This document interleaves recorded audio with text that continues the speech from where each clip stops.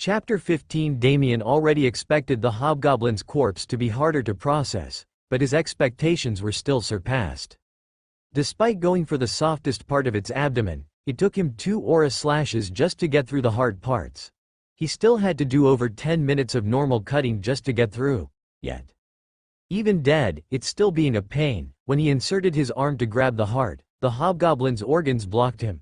They were all tensed up even though it had been dead for a while. In the end, Damien had to give up on going in just like that. He had to use another 2 aura slashes to cut through the organs before grabbing the heart. The heart itself also gave him a hard time. Nonetheless, the result made it all worth it. It's not empty. Not only was there a life stone inside, but it was also a big one, almost twice the size of the normal goblin's life stone. Damien's eyes shone as he placed the large life stone among its brother. He couldn't help remembering a certain show that he used to watch as a kid. He was just missing one more stone to summon a dragon.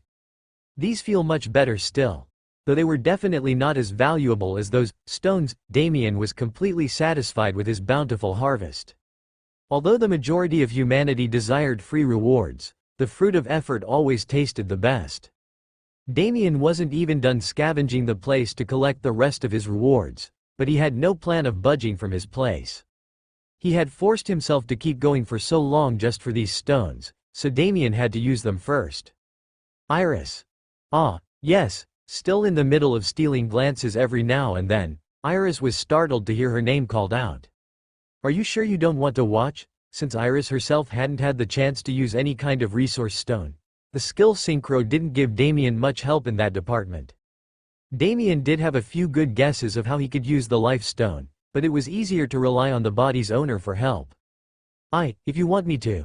Knowing that Damien wasn't going to back down, Iris' desire slowly rose as it found an excuse to lean on. She might as well enjoy the moment. Good. Help me use them then. Despite bringing him this far, the strange plot armor system didn't bother to share Iris' memory with him, so Damien had to make do with Iris as a guide. Got it. Just sit in a comfortable position, preferably cross-legged, and I will talk you through it. The more she gave in to her desire, the less reluctant Iris became. She now wholeheartedly wanted to do this. You are already familiar with the first step. Just call out your aura. Don't worry, you don't have to bring out something usable like usual, just a sliver would do. Now with the hand that you transmitted that aura to, grab hold of the stone. Iris smoothly transitioned into teacher mode. Damien silently listened without commenting as he followed her calm directions, but that didn't last for long. What are you doing? You can't possibly want to use it all at once, right? I know these stones are yours, but… Iris' eyes could only widen as she watched Damien put all the life stones in his lap, preparing them for the next step. This almost drove her crazy. Why? Why can't I do it? It is dangerous. Your body could explode. Just getting your aura channels destroyed is already considered the base case scenario. Even those who had access to an endless reserve of magic stones didn't dare something insane like that. Not to mention the deadly risks. The human body couldn't absorb that much magic energy, to begin with. Even if someone was lucky enough to survive, it would only be a waste of resources. So what? That still doesn't answer my question.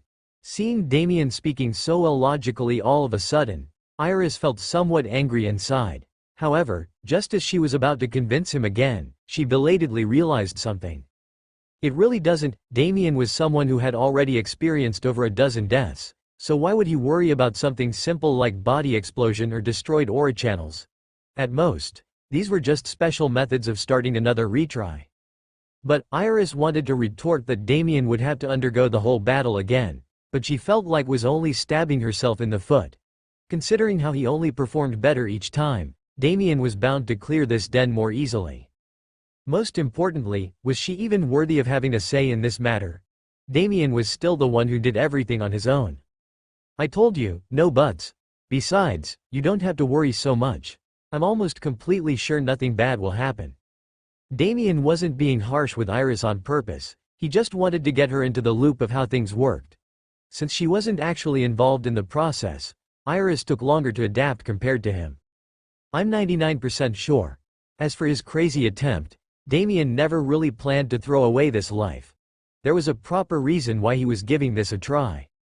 The actual reason why Iris never really made any progress as a knight wasn't because she lacked talent. Rather, she was overflowing with it. Resource-devouring genius, S. The more you consume, the more you gain. As a penalty, progress slows down considerably without assisting resources. Continue. I understand. Try to transmit that sliver of aura into the stones before pulling it back like a fishing rod. You then. Believing in Iris who didn't believe in herself, Damien confidently distributed his fingers over the 6 life stones, doing as Iris instructed. The tiny aura particles he inserted weren't enough to make a single aura slash when combined, but they were sufficient as fishing hooks. As soon as they went into the life stones, Damien could sense foreign particles that were much larger ganging up on them. However, after he quickly pulled them back into his body before they would dissipate, the gang of foreign particles didn't let go, flowing in like a rich stream. Moreover, this was just the beginning. Platinum aura nurturing has been used. Your aura is increasing. Aura +1 cheat boost mode was just getting started.